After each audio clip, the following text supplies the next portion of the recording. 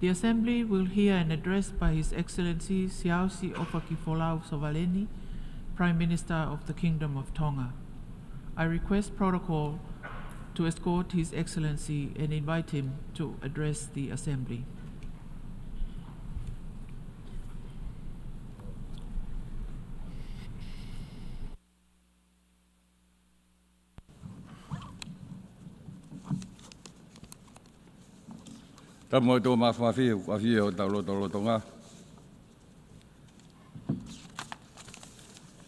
Mr. President, Maloelele, warmest Pacific greetings from the Kingdom of Tonga and our Blue Pacific continent.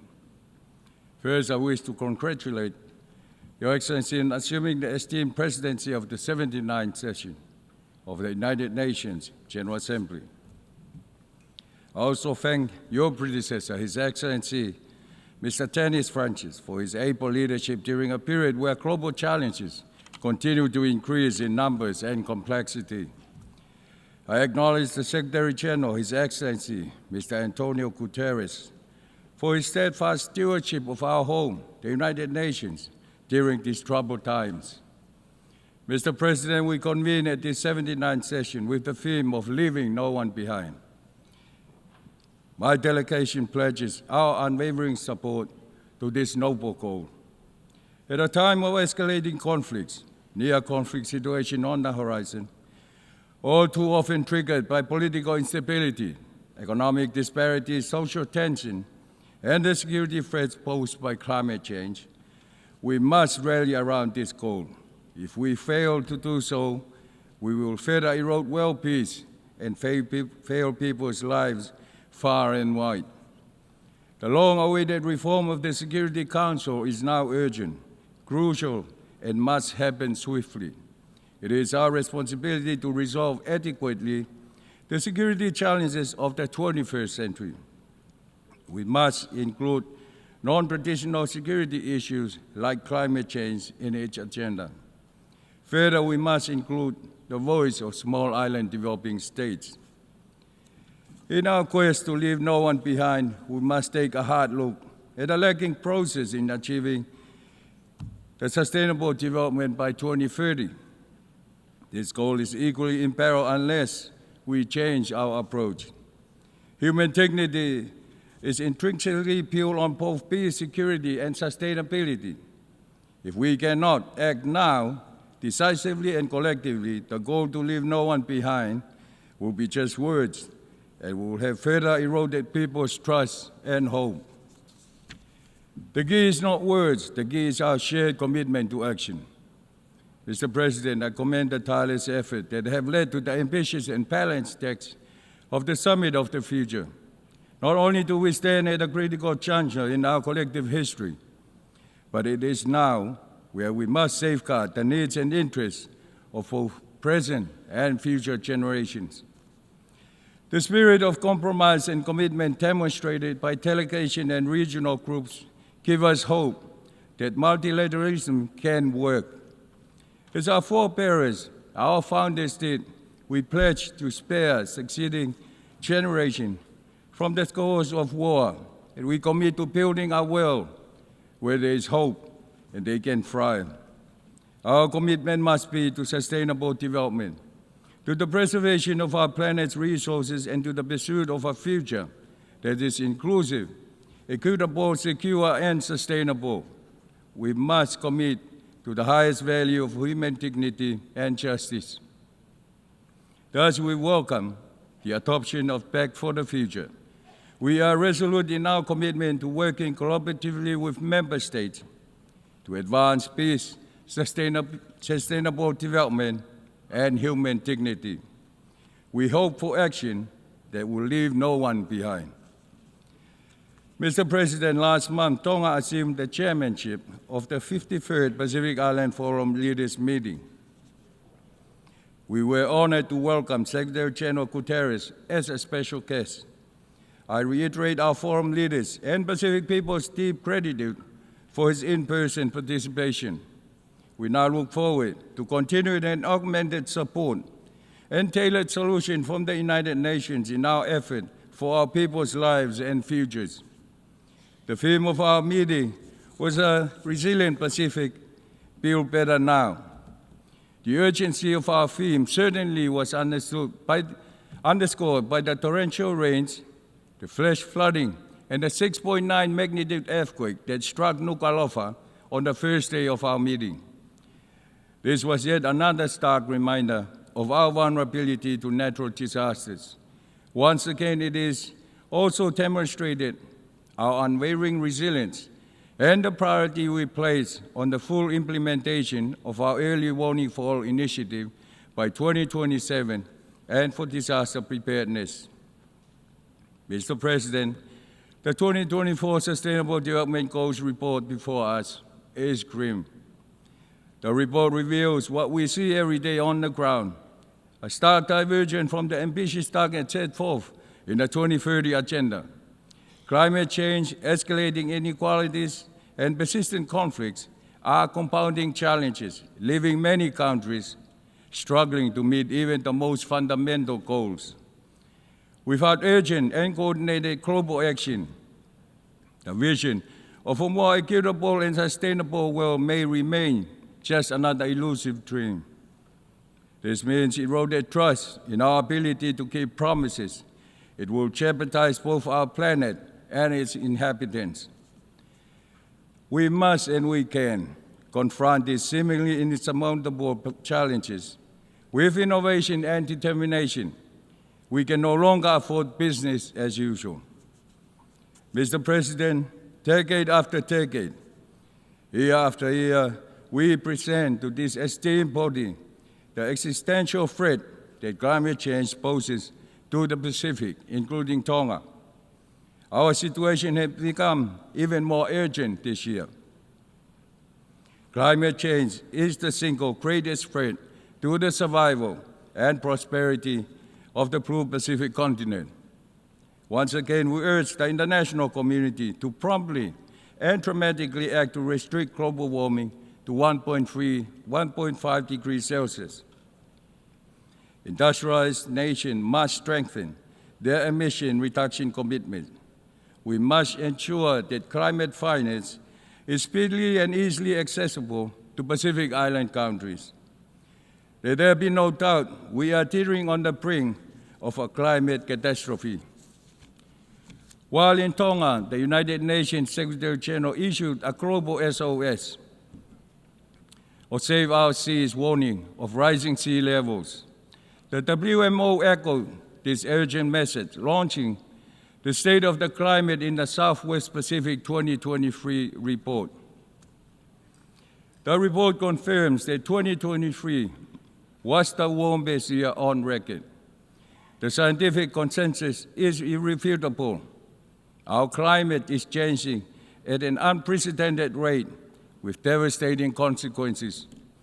Extreme weather events are becoming more frequent and intense. Cyclones and typhoons are wreaking havoc on our communities, leaving behind trails of destruction that take years to repair. The economic toll is immense, but the human cost is far greater. Lives lost, communities shattered, hopes lost, and futures uncertain. Mr. President, the most alarming aspect of the crisis is the unprecedented rise in sea levels.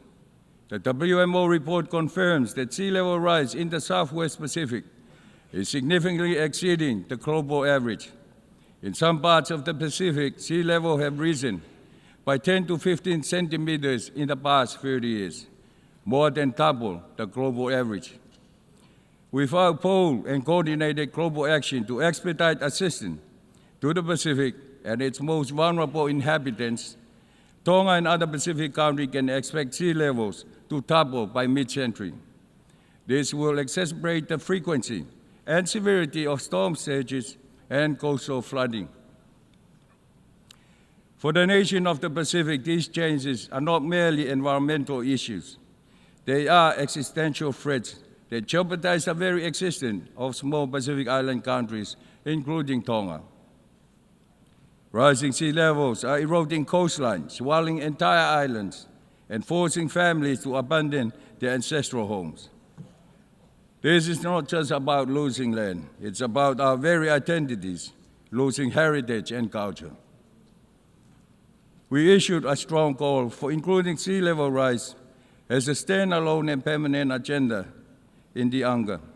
And Mr. President, the upcoming COP29 presents a critical opportunity to operationalize the Loss and Damage Fund, transforming pledges into tangible support for vulnerable nations.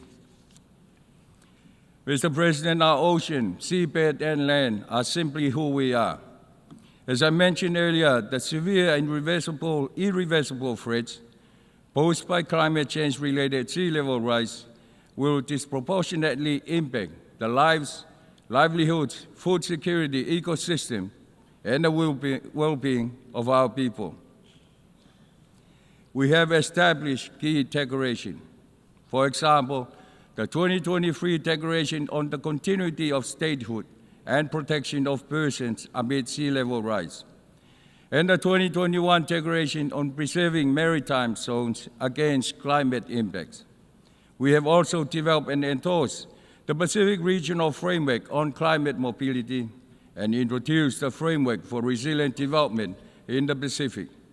The latter is the world's first regional framework linking climate change and disaster risk. Now we need to act now. We commend the United Nations for addressing this critical issue and welcome the high-level plenary meeting on addressing the threats posed by sea level rise. The 2023 Beef Declaration on the Continuity of Statehood takes a clear stance on protecting Pacific people's rights and sovereignty. By asserting the continued existence of Pacific Island Forum members' statehood, sovereignty, and rights and duties, the Declaration underscores our determination to safeguard both the territorial and human dimension of our states under international law. The Declaration commits to protecting persons affected by climate change, ensuring that human rights, political status, cultural heritage, identity, and dignity are upheld. We call for global cooperation to achieve the Declaration objectives in line with international principles of fairness, equity, and shared responsibility. Mr. President, yes, the challenges we face are immense, but they are not insurmountable. The resilience of the Pacific people is legendary. Through centuries, our communities have weathered countless storms, adapted to changing conditions, and preserved our rich culture through adversity. Now more than ever, we must draw upon this resilience. It is now that our Forum Islands countries urgently require timely, predictable, and scale-up access to climate finance to protect our communities. Tonga is proud to announce the establishment of the Pacific Resilient Facility, or PRF, a Pacific-led, member-owned, and managed climate and disaster resilience financing facility. Tonga will host the PRF office, and we acknowledge the commitment and contribution received from our development partners and friends of the Pacific thus far. We call upon global partners to support our Pacific-led solutions, the PRF. The key goal is to bridge the financing gap for smaller, high-impact adaptation projects. I would like to once again thank the United Nations Secretary-General for his leadership and commitment in supporting the Pacific Island Forum by convening a global pledging event for the PRF in 2025. We again urge multilateral climate funds, such as Green Climate Fund and Adaptation Fund, to establish dedicated climate finance access windows tailored to the conditions and needs of vulnerable countries like the Pacific Small Island developing states. Mr. President, we appreciate the support for the new 10-year blueprint recognized the special case of small island developing states, the Antigua and Barbuda Agenda for SIDS, or APAS. This agenda goes beyond being a merely policy framework. This is our collective vision for sustainable growth and resilience in the face of unprecedented challenges. We support the allocation of resources and tailored systems to facilitate the implementation of the concrete action outlined in APA's 10 thematic areas. At the same time, reforming the international financial architecture will be crucial to support this new program of action. And this includes three substantive global policy agendas: redefining eligibility for development resources, improving access to climate finance, and creating long-term debt sustainability. Implementing the APAS is a vital step towards accelerating the achievement of the SDG by 2030. We request the support of key entities within the UN to help implement the APAS. Recognizing our unique vulnerabilities by fellow Pacific Island Forum leaders, we welcome the adoption of the MVI. This practical instrument, advocated for over many years by SIDS, offers a more comprehensive understanding of the vulnerability, providing renewed hope and impetus to the 2030 agenda through a more context-responsive approach.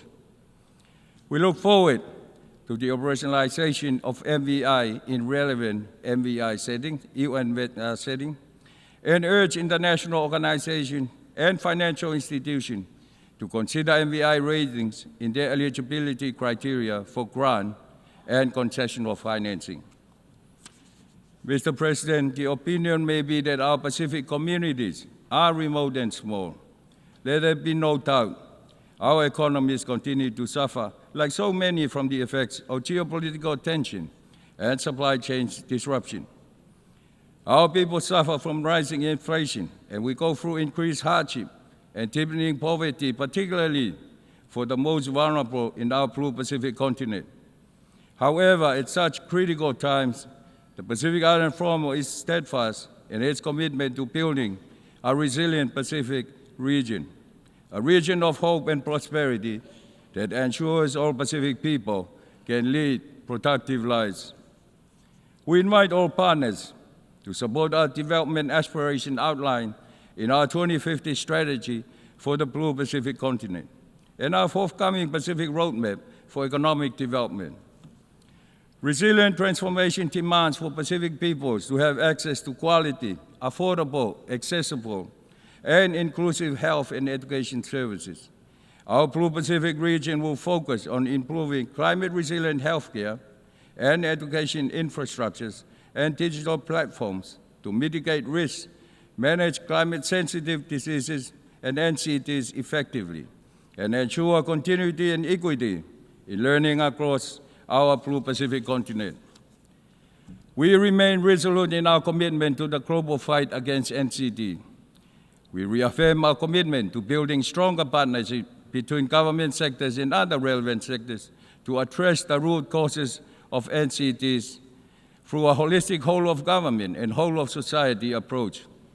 Addressing the global plastic pollution problem, especially in the marine environment, is a priority. This is a threat to our ecosystem and health, and the Pacific Ocean is our Pacific identity. It is a vital resource for food and livelihoods, and a healthy ocean will aid in our fight against climate change. Mr. President, the actions of the government of Tonga focus on three key thematic areas: national resilience, quality services and affordability, and progressive economic growth. Our goal is to enhance national resilience by creating stronger platforms to tackle natural disasters and address the persistent issues brought about by climate change. We aspire to alleviate related poverty and improve the quality of social protection measures. We will also mobilize national and international responses to reduce the supply and use of illicit drugs and address harm reduction processes. We aim to enhance education for everyone, prioritizing safer schools, tackling dropout rates, advocating for gender equality, and expanding vocational training opportunities, all while ensuring quality services and affordability. Our efforts are also directed towards improving access to health care that is both affordable and of high quality, with a particular emphasis on addressing COVID-19, NCDs, and preventative measures. Our focus is on development governance services that are of exceptional quality and can be easily accessed by all. This entails enhancing access to high-speed broadband technology and ensuring that energy, communication, drinking water, and a clean environment are more affordable. Our main objective for fostering progressive economic growth include giving priority to trade and private sector development, enhancing the quality and accessibility of public infrastructure, and forging stronger partnership to drive development. Mr. President, as I conclude, allow me to close the circle and come back to the critical element of this session's theme, leaving no one behind. This aspiration must be our guide for eradicating poverty, ending discrimination, and upholding the fundamental rights of individuals, reducing inequalities and vulnerabilities that not only undermine our shared humanity, but also leaves too many without hope. The advancement of one community or nation cannot occur in isolation from the well-being of others. By embracing a fair and equitable playing field, we foster a more resilient and harmonious global society, advancing peace, sustainable development, and human dignity.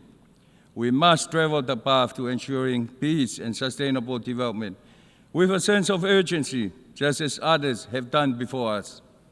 In this, let us be guided by shared values of justice and human dignity. Our collective endeavor to leave no one behind must ensure every person's potential is recognized, their rights upheld, and so we must bridge gaps, dismantle barriers, and amplify voices that have historically been marginalized. This is what we owe present and future generations. I thank you, Mr. President, and may God bless Tonga, and may God bless the United Nations.